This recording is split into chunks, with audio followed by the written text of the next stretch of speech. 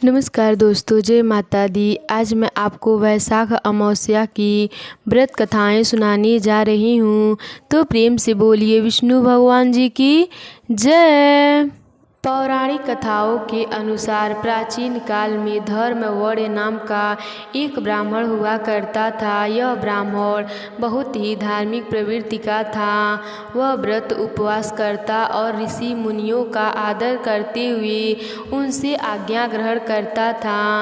एक बार ब्राह्मण ने किसी महात्मा के मुख से सुना कि कलयुग में भगवान विष्णु के नाम स्मरण से ज़्यादा पुण्य किसी भी कार्य में नहीं है। अन्य युगों में जो पुण्य यज्ञ करने से प्राप्त होता है उससे कई अधिक पुण्य फल इस घोर कलयुग में भगवान का नाम सुमिरन करने से प्राप्त होगा। धर्मवर्य ने इसे आत्मसात कर लिया और सांसारिकता से विरक्त होकर सन्यासी लेकर भ्रमण करने लगा। एक दिन भ्रमण करते करते वह मृत्युलोक जा पहुँचा। वहाँ धर्मवर्य के पितर बहुत कष्ट में थे।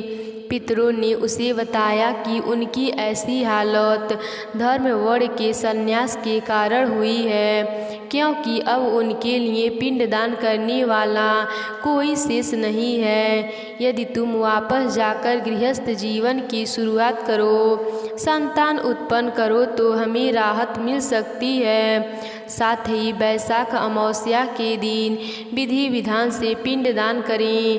धर्मवर्य ने उन्हें वचन दिया कि वह उनकी अपेक्षाओं को अवश्य पूर्ण करेंगे। इसके बाद धर्मवर्य अपने सांसारिक जीवन में वापस लौट आया और वैशाख अमावस्या पर विधि विधान से पिंडदान कर अपने पितरों को मुक्ति दिलाई। तो प्रेम से बोलिए विष्णु भगवान जी की जय। एक ब्राह्मण और एक ब्राह्मणी थे। वे दोनों भगवान के भक्त थे। घर में सब कुछ था, पर उनके कोई संतान नहीं होने से वे अति दुखी रहते थे।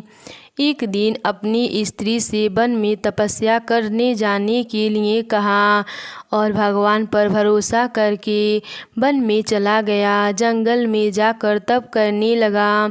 बहुत वर्ष बीत गए। उसको वैराग हुआ कि अब अपना जीवन समाप्त कर दूंगा। इस प्रकार सोचकर वह पेड़ की डाली पर फांसी का फंदा लगाकर मरने को तैयार हो गया। तब सुख अमावस्या प्रकट होकर बोली, देख ब्राह्मण, तुम्हारे 7 जन्म तो कोई संतान नहीं लिखी है, किंतु मैं तुम्हें 2 कन्या का वरदान देती हूँ। एक का नाम अमावस्या और दूसरी का नाम पूनम रख देना। तेरी स्त्री को कहना कि अमावस्या का व्रत या उपवास करे। अमावस्या के दिन 1 कटोरी चावल भर उस पर दक्षिणा रखकर किसी मंदिर में रखना। ऐसा 1 साल तक करना। 1 कटोरी चावल सहित दान करते रहना। ब्राह्मण घर आया, अपनी स्त्री को बताया और अमावस्या के दिन ब्राह्मणी ने व्रत रखा। कुछ दिन बाद उसकी 2 कन्या हुई। तब उसने एक का नाम अमावस्या और दूसरी का नाम पूनम रखा। धीरे धीरे बड़ी होने पर उनका विवाह किया।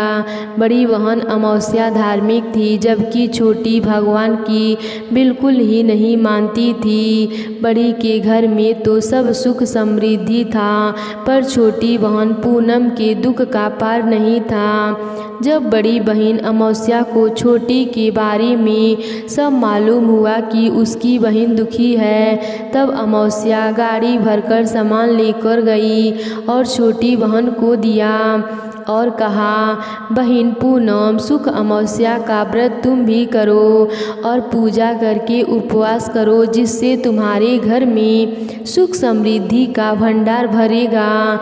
1 साल तक चावल का कटोरा भरकर सदक्षिणा दान करना। पूनम ने ऐसा ही किया। कुछ दिनों बाद उसके भी घर में धन धान्य और संतान को वृद्धि होने लगी। इस प्रकार जो भी सुख अमावस्या का व्रत आदि विधि पूर्वक करेगा, उसके घर में सुख समृद्धि का भंडार माँ सुख अमावस्या पूर्ण करेंगी। तो प्रेम से बोलिए सुख अमावस्या की जय।